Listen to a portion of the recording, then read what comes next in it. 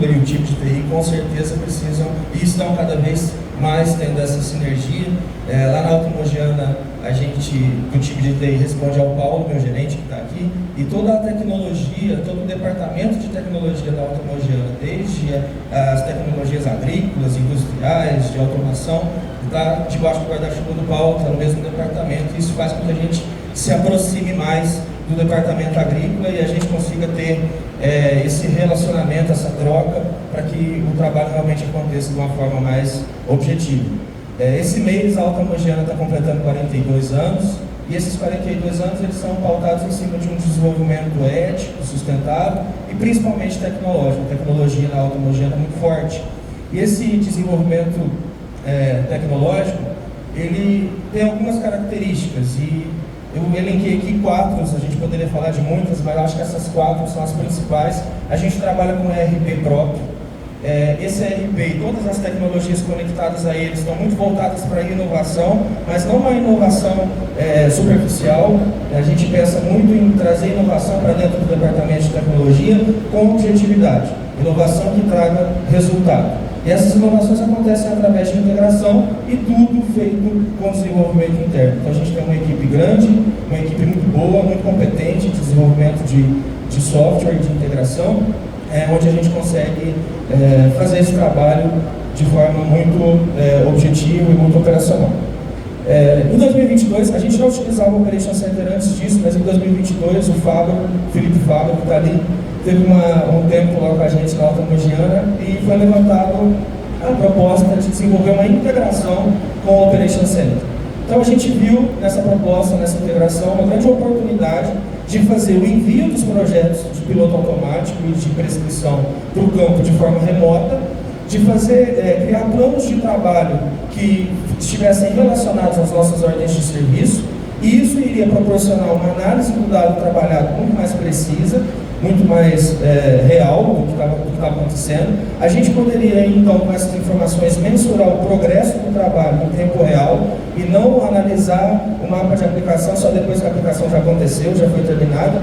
E aí a gente pode, dessa forma, então, tomar, o Departamento Agrícola pode tomar ações muito mais preventivas do que corretivas.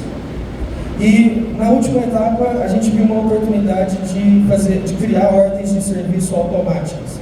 Ordens de serviço de manutenção de máquinas, tanto elétrica quanto mecânica, de forma automática, através dos alertas de máquina.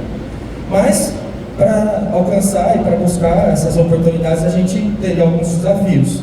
Acho que os principais é porque, no início, em 2022, era uma iniciativa totalmente nova, a gente não tinha muito com quem pesquisar, com quem perguntar como que a gente poderia fazer isso, então a gente começou do zero. A gente precisou fazer uma adaptação dos dados, a gente utilizava o Operation Center de uma forma e a gente passou a utilizar de uma forma totalmente diferente depois do início desse projeto.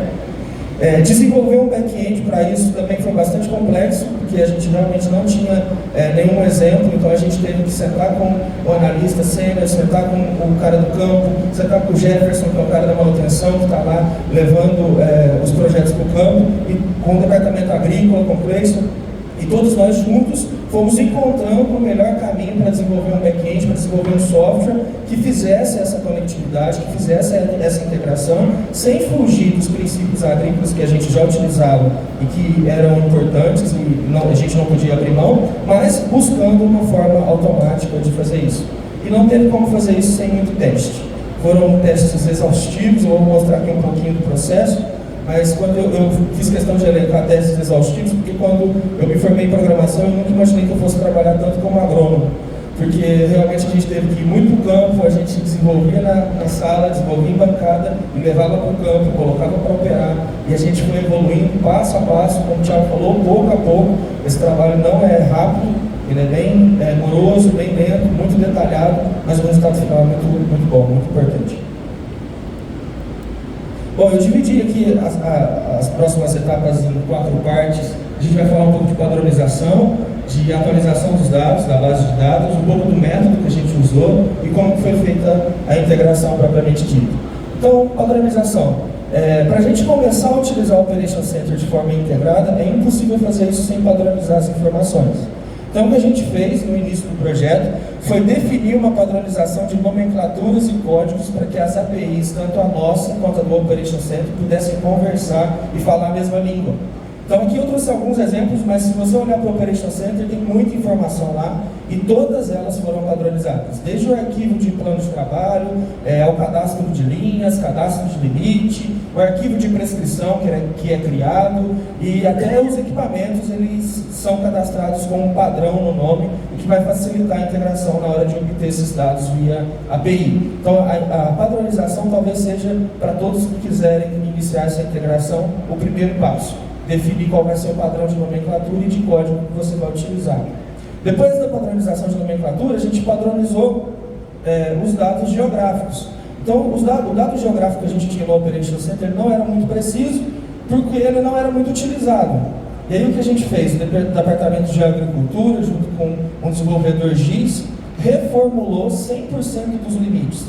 E quando a gente fez isso, a gente estava com 81, 82 mil hectares. Então, foi refeito toda a parte de limite, utilizando script Python, utilizando ArcGIS Pro, utilizando toda a precisão do Geodatabase e do ArcGIS. E aí o cadastro ficou perfeito. Agora a gente poderia criar planos de trabalho, já que as fazendas e os talhões estavam rigorosamente cadastrados.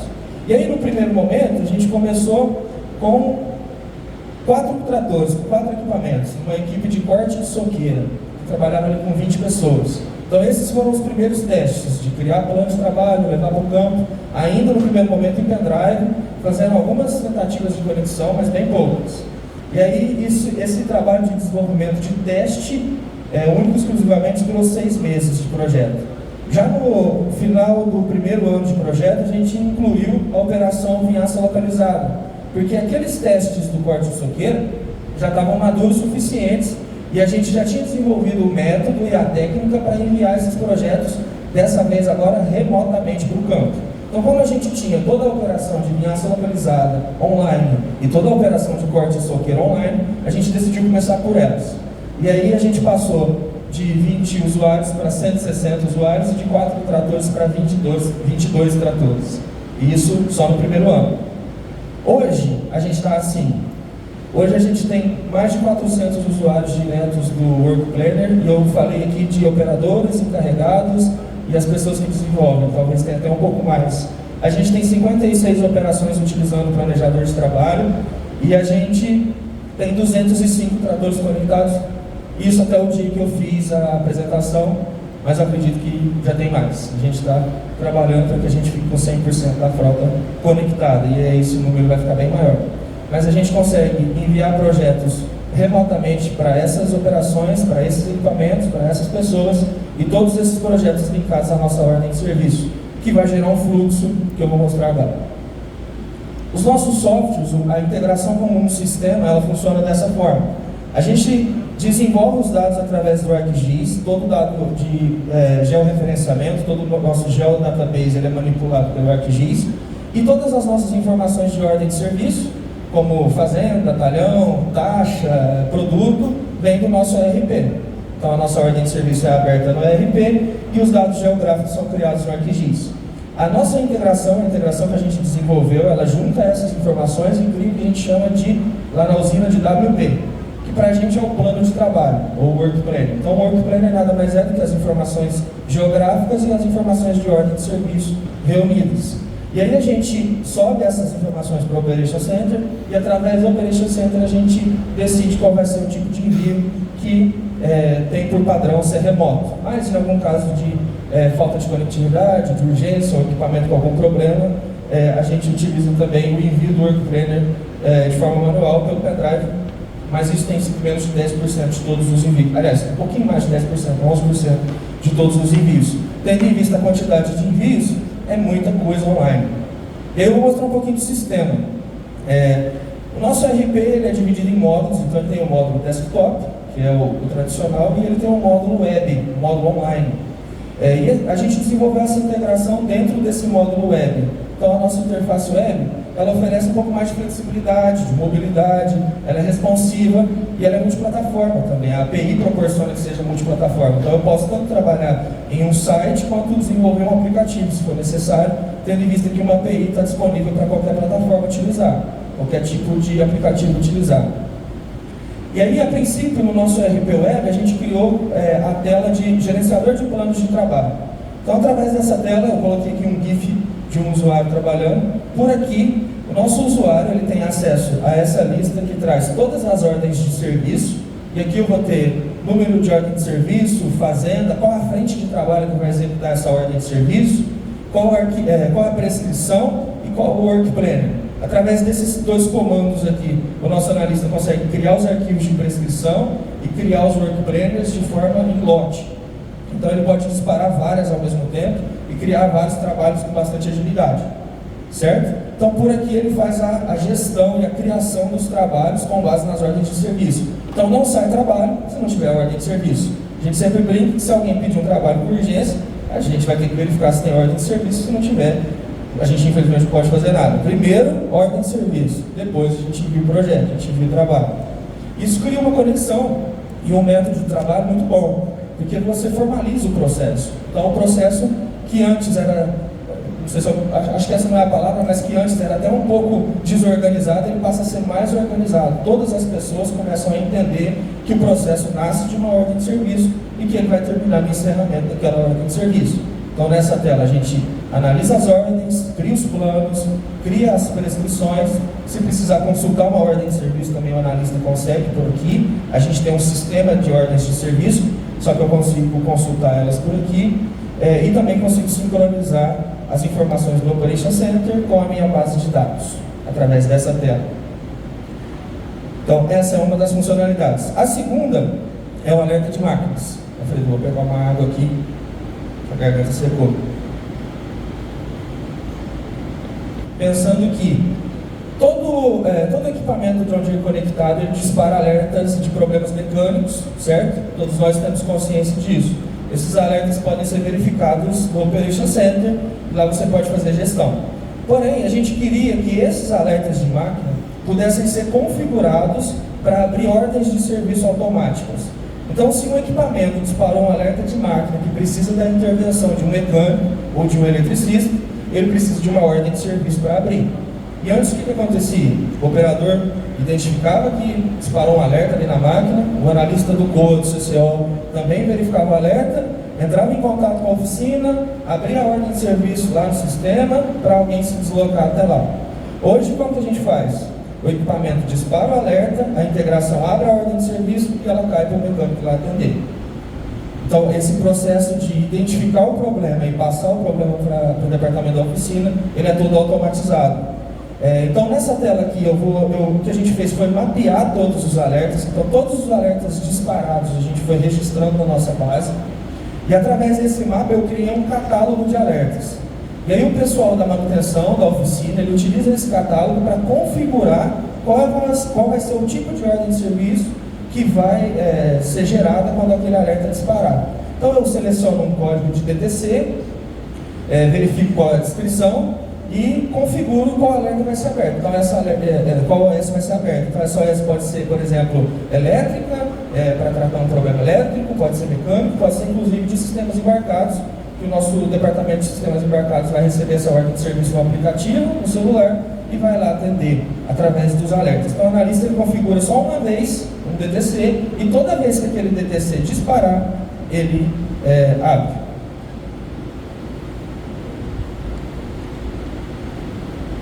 Então, através dos alertas, a gente consegue criar histórico, catálogo, configurar e abrir as ordens de serviço.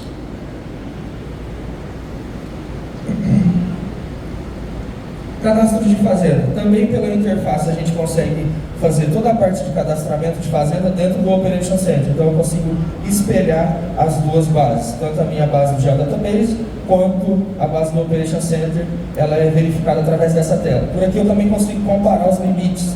Então o analista verifica se o limite que está na base de dados está exatamente igual no Operation Center.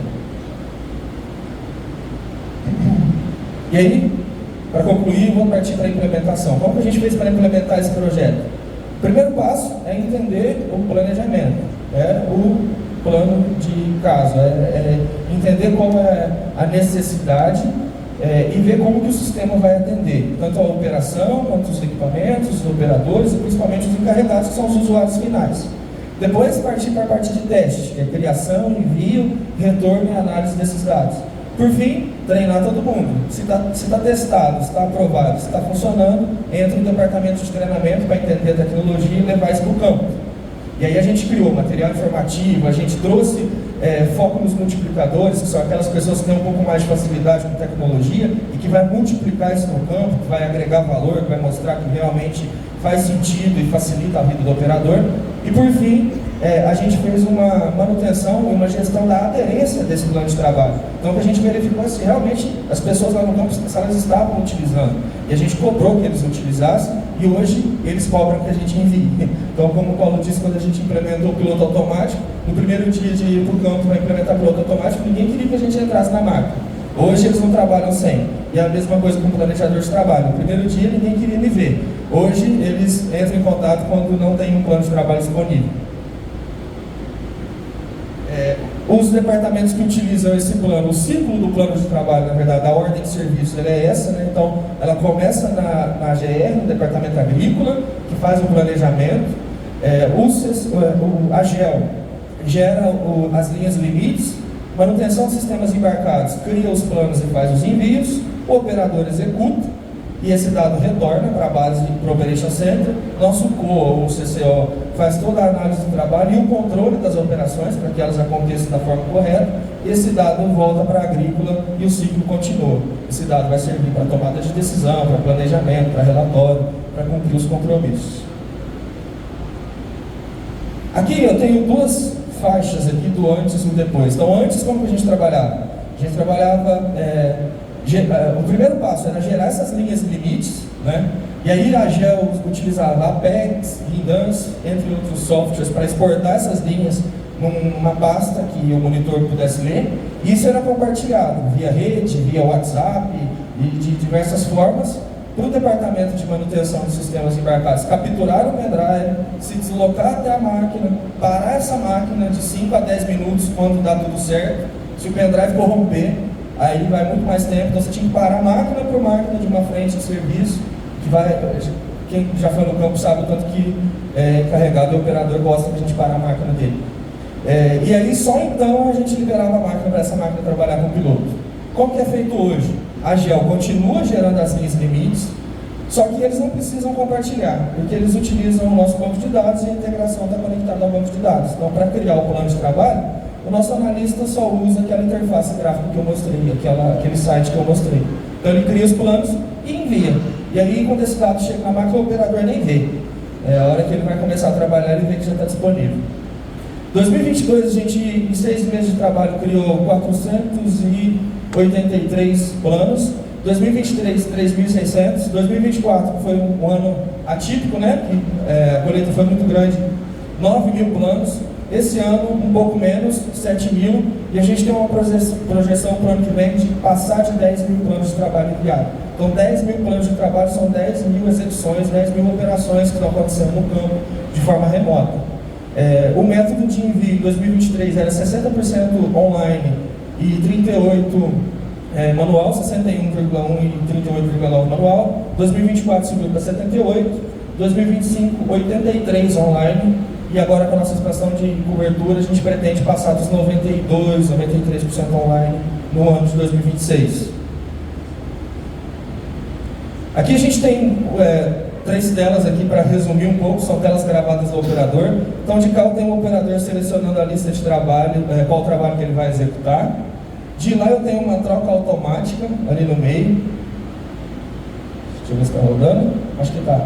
De lá tem uma troca automática, então o operador está trabalhando numa fazenda, utilizando o Work Planner, e aí quando ele atravessa o carreador, troca para a fazenda seguinte de forma automática, e de cá eu tenho uma seleção automática, então ele vai começar o trabalho, e aí quando ele alinha o trator com a linha, ele não fez nada no monitor, ele só entrou no talhão, e aí o GPS vai identificar que tem um trabalho para ser executado ali, e vai carregar o trabalho na tela para ele automaticamente. Acho que parou o vídeo. Parou, mas deu para ver ali. Então tem 3 formas de utilizar o plano de trabalho. Tanto selecionar pela lista, quanto ativar de forma automática. e um dos ganhos principal é a troca de fazenda. Aqui, rapidamente, quais são os próximos passos? Tudo isso que vocês viram utiliza aquela interface, aquele site. Então, o próximo passo é levar a automatização ao extremo. A gente já está maduro o suficiente para utilizar o plano de trabalho e agora a gente quer automatizar. Então, a primeira parte vai ser sincronizar o cadastro. Todo o cadastro de fazendas e talhões vai ser sincronizado de forma automática. Toda vez que entrar uma fazenda no meu banco de dados, ela vai entrar no Operation Center sem nenhuma intervenção, através de integração. Segunda parte, criar os planos de trabalho de forma automática. Toda vez que essa OS, essa ordem de serviço, for aberta, eu crio um plano e um arquivo de prescrição de forma automática, sem precisar do operador, do analista verificar as OS e criar. A terceira é o encerramento. Então, como a gente consegue acompanhar o progresso do trabalho através da API, quando esse trabalho foi encerrado lá no campo, a gente encerra a ordem de serviço de forma automática e, quem sabe, no futuro próximo, até dá baixa no produto, baixa o produto do estoque e lança o consumo. E, por fim, gerenciamento do estado de máquina, que é onde a gente vai gerenciar algumas coisas de forma online em tempo real. Combustível, conectividade, sinal, disponibilidade de conexão, essas informações que são importantes, que a gente precisa estar verificando o tempo todo no equipamento e que a gente tem que verificar o quanto antes, o mais rápido possível. Esse é um projeto que a gente está trabalhando, que a gente vem desenvolvendo desde 2022, a gente já alcançou grandes resultados e pretende alcançar ainda mais. Se vocês tiverem alguma dúvida, eu e a equipe da Automogiana estamos à disposição.